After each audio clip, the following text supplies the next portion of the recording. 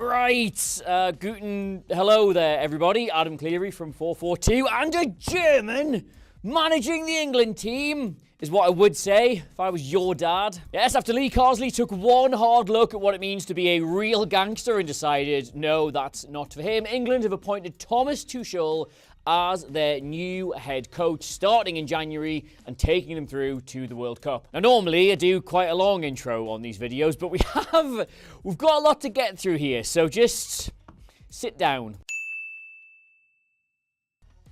That's definitely cold. Right, why have England made this appointment? Well, in a nutshell, Thomas Tuchel is the best manager currently available to them. He's one of the most modern, forward-thinking coaches out there. He makes teams better in front of goal. He makes them better at defending their own. He makes players better individually. He makes players better collectively. Jurgen Klopp regards him as an exceptional coach. Pep Guardiola says he's one of the few other managers he actually learns from. And there is a German footballer whose name I will not mention because he has subsequently tried to distance himself from saying this, but who did once say that he would literally kill a man if Tuchel asked him to do it. But what is it about any of that that makes him a really good fit for the England job specifically? Well, if you just come here a second, right?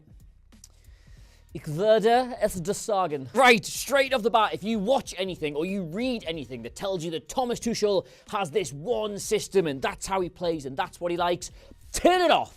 Close your eyes. It's wasting your time. Between Dortmund, PSG, Chelsea and Bayern, he has used a 4-3-3. He has used a 4-2-3-1. He has used a 4-2-2-2. That was fun. A 3-5-2. And what I secretly think you might see him do with England, the 3-4-2-1 that he won the Champions League with at Chelsea. And all of these changes, this flexibility, comes from the fact that Thomas Tuchel believes that the system is merely a framework that enables individuality to function. It's not rigid, but rather needs to be used as a guidance. And if you are hearing that thinking, what a really insightful line you've used there, Adam, you come up with that all by yourself? No, I did not. That is a direct quote. He said it. He said it, and it's what he thinks. So what we're going to do now, your video treat, is we're going to go through a number, not all, but a number of the teams Thomas Tuchel has assembled during his managerial career, looking at how they differ, why he did what he did, but also what consistency can we draw from them to try and understand how he might set England up. And I have not got time to ramble in this video, but I just want you to know I was up until God knows o'clock last night researching this video, and it's incredibly early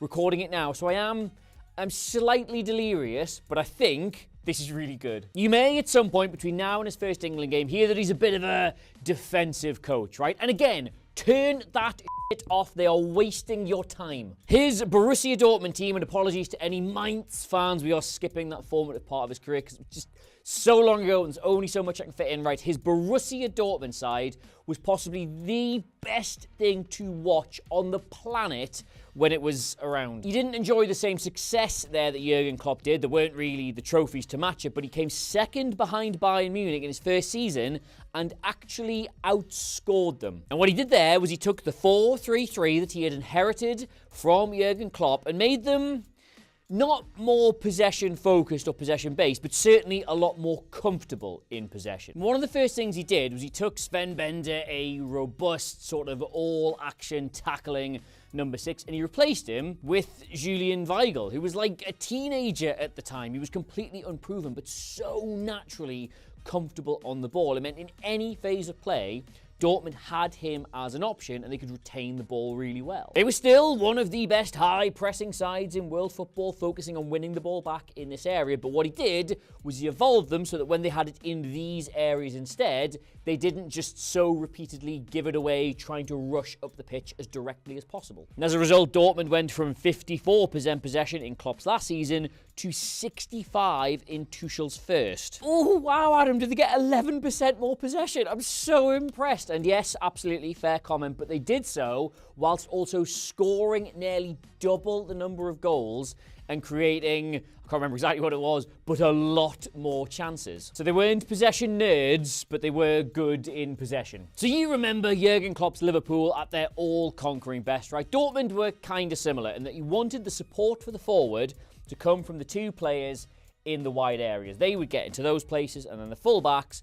they would push up, and that's how you sort of got your line of 5 attackers, which is kind of what every team wants to get. But instead, what Thomas Tuchel wanted was for the wide players to stay wide, to hold the width, to stretch the opposition, and then he played 2 very creative, 2 very attacking 10s in the number 8 positions, and they got up to support the forward. The fullbacks then wouldn't quite invert, but they would support from sort of these, got to spare these areas, so that would sort of give you your 2, 3, 5, and that was sort of the way he wanted them to attack. And the reason he wanted to do this is because of the implications when it comes to rotations and combination play. If your width is coming from your fullbacks and you start rotating with any of these 3 central players, all of a sudden you find yourself with a fullback at number 10 or possibly up front, and that's not really the best use of them. But you get yourself 2 creative, dynamic number 10s, and they've got no problem winding up as the centre forward. They've got no problem going out wide. And also, your width is coming from attacking players who also have no problem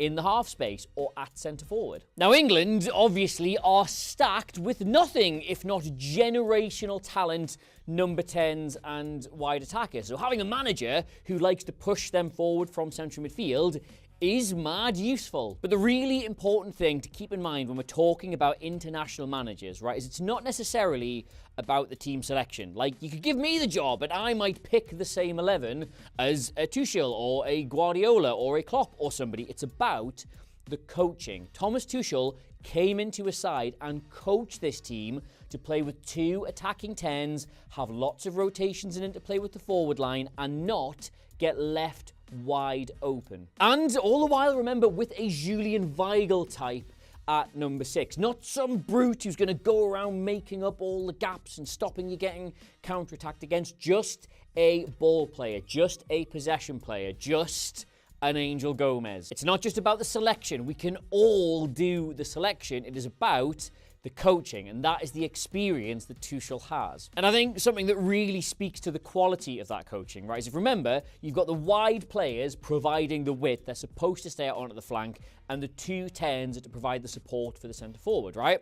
And yet, if I show you the numbers provided by Henrik Mkhitaryan and Ilkay Gundogan that season, that would appear to be completely counterintuitive. If he's getting in, he's staying wide, why is he having an amazing season in front of goal and he is not? And the reason, again, is the interchanges. They were so good at rotating position mid-game, opening space for one another, finding the pockets here and there, that it meant Gundogan would routinely vacate that space and allow a better player in front of goal to get in there instead. And if you can bring yourself to think back to England at the Euros, that was one thing you never saw. The selection was very attacking, and we had loads of these good players in the side, but the combination play and players knowing when to drop and when to go was just never ever there. Like Bellingham and Foden, for example, practically played on top of each other. Anyway, though, as I say, we've got absolutely fucking loads to get through. So this team was really, really good, but because it was really good, it got gutted by much bigger sides. They lost Hummels, they lost Gundogan, they lost Blaszczykowski, and yet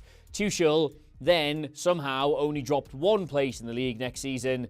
They were still really good. But from there, he moved to France and PSG, and it is there we got our second interesting little lesson. So he inherits a load of really useful, versatile, hard-working footballers, but also he inherits Mbappe, Di Maria, Neymar, Cavani. He had worked with top-level talents before this, absolutely, yes, but this was his first time working with top-level egos. Now, he'll never admit it, but I think he hated having to work with Neymar, because obviously he's a brilliant footballer, but he doesn't work particularly hard, he doesn't contribute to the system, and you've got to plan around him. So he's set up in this very basic 4-2-3-1.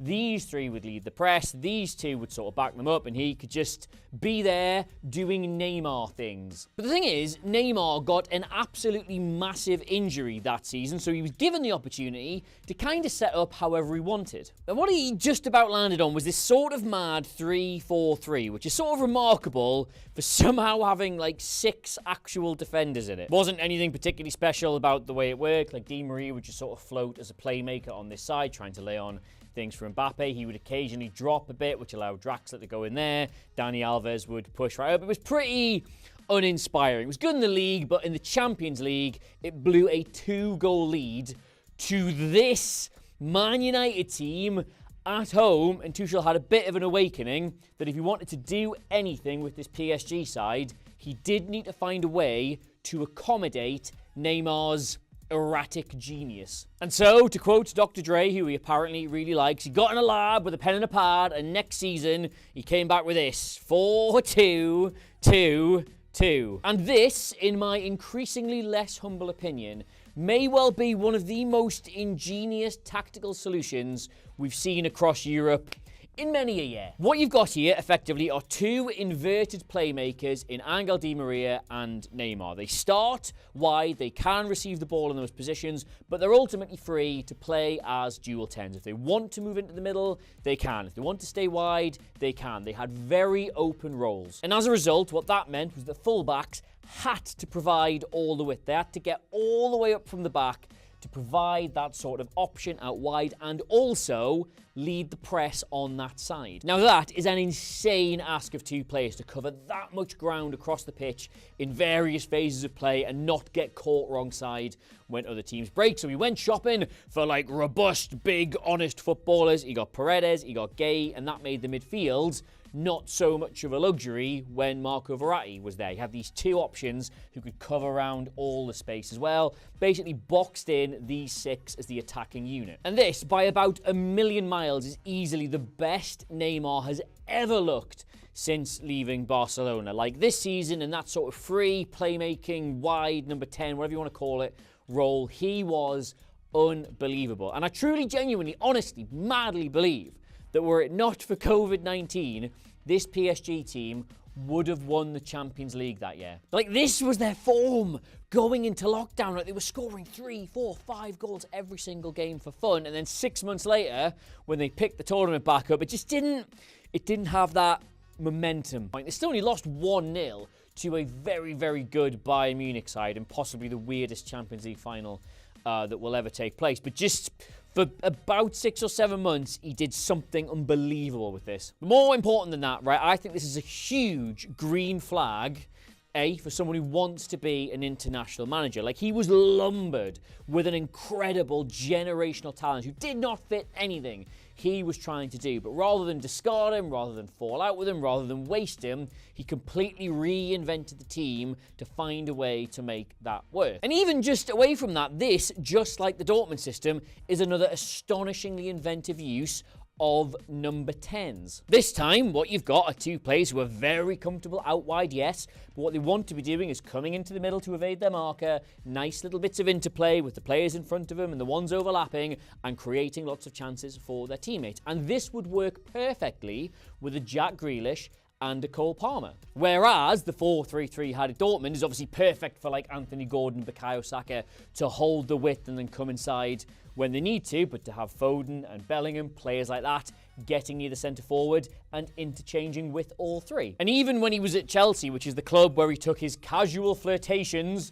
with three at the back, Facebook official, he had briefly done it at both Dortmund and PSG, the system was still all about the use of these two 10s. Now, Mason Mount and Timo Werner were his preferred two players in these positions, but again, this is Chelsea. Even back then, they had like a bajillion squillion players, so loads of people had a go at it, but regardless, their job was to start centrally, receive the ball, and drift out into these flanks to then draw markers and sort of spread the opposition. Like the Kai Havertz goal that wins the Champions League for Chelsea, that comes from just this exact pattern of play. Mason Mount receives the ball out wide, he creates a little bit of space, and in that space, Havertz drives and he finds him. Like, that was it in its simplest form, working on the biggest stage. And if you remember as well, this was the season where not only did Reece James look an absolute world beater, being sort of the width in this team, but Marcus Alonso went on a really weird goal-scoring run because he kept finding himself in that space between Mount and the centre forward, effectively sort of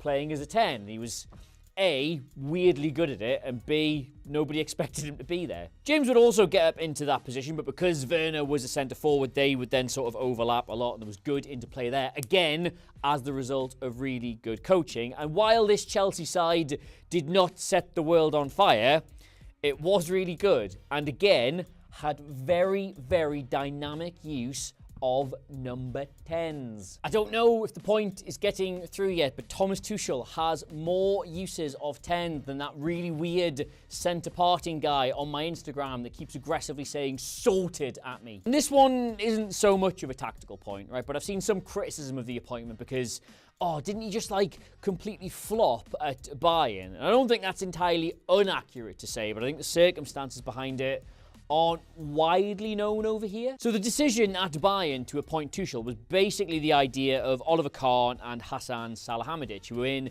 very senior positions at the club at the time. But between Tuchel agreeing to take the job and him actually starting it, they both got turfed out. Replacing them, first as CEO, was this man, Jan-Christian Driesen, who had no previous real experience in football prior to taking the job. And the new sporting director was this man, nobody. So during the summer, they set up this sort of like quite panicked and free-form transfer committee, which was never, ever going to work. And Tuchel said, look, you can go out and get whoever you want. Get Harry Kane if that makes you happy. But we need a defensive, holding, complete, progressive number 6. Because if we go into this season with just Goretzka and Kimmich as the double pivot, we're probably going to break down in a load of games. And they did go into that season with just Goretzka and Kimmich as the double pivot, and they did break down in a lot of games. And yes, to be fair, not winning a trophy at Bayern Munich is absolutely terrible, but also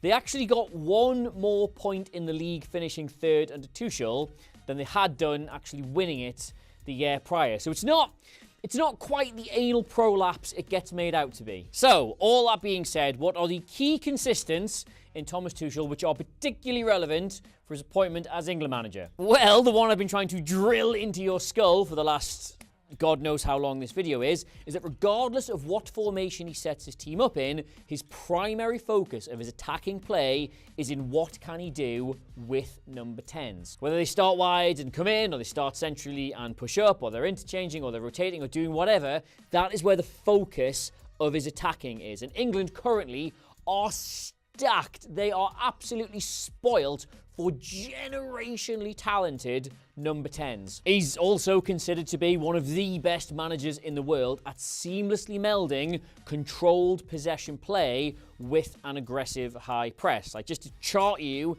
his career history in that regard, this is where all his teams have ranked in their league that season for possession and then for tackles in the final third. Like, normally, not always, but normally you would expect teams that are high in one to be low in another, because you want the opposition to have the ball so you can go and win it back. You're not really building up particularly well at the same time. But Tuchel has that down. He is able to coach that into teams. But I think most importantly of all, and this isn't necessarily about his systems and his tactics, it's about him as a man. He's considered to be one of the greatest tacticians in the modern game when it comes specifically to knockout football. If you look at his last 4 seasons in the Champions League, there is astonishing consistency of progression. Like, he won one of them, obviously. That's really good. He got to the final of another, and as I say, I think were it not for COVID, he would have won that one as well. He got to a semi-final where this absolute goalkeeping howler, not really sure what he could have done about that, knocked him out. And then a quarter-final against Real Madrid where,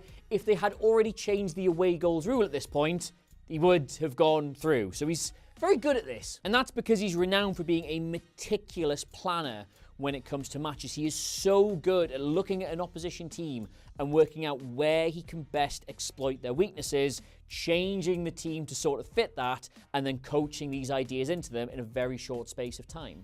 Does it suck that there isn't currently an English manager who feels like he's at the same level as Tuchel, or who certainly no other nations of our sort of standard would want to poach as their manager? Yes, it does. That needs addressed in the same way that the players needed addressed about 10 years ago. And they did that. So yes, of course, absolutely, this is one of the biggest talking points in football, probably all season. So please, I beg of you, give me your opinions on this in the comments below. Like, I'm buzzed about it. I'm really... Hang on. I just remembered to put a poll on my Instagram right before I started recording. Those are my social handles if you want to go and vote in it. Where is everybody on this? Are people positive? Oh, okay. That's a full thumbs up on the Instagram vote, which I'm genuinely quite surprised at. I thought that would be more mixed. So yes, comments down below. I need to put this down. Please, if you think this is good, let me know all the reasons why it's good in the comments below. But also, if you're like, oh, for God's sake, I am so underwhelmed. I thought I'd be whelmed, but I'm underwhelmed by this appointment. Please let me know that as well, because I don't know. I don't know how long the socials have been there, but obviously follow me on everything, please. It makes me soul feel very happy. The new issue of 442, the new issue of 442, the 30th anniversary issue, that is in stores now. It's the best one we have done in the entire time I've been there, and they're all really good, but this is exceptional, so go out and get that. Also, we have a party. We are having a party for our birthday that you can come to. I'm going to record something for that at some point, but there are links. You can find them places. I'll stick them down below if you want to come. It's me, it's Paul Merson, it's Ray Parler, it's other Adam as well, who you all really like, in the 442 team, and Jules Breach at Classic Football Shirts in London. That's going to be really good. 442 socials in the corner of the video. Please do subscribe to the channel. I think that's everything. Thomas Tuchel, England manager. Auf Wiedersehen. That means goodbye.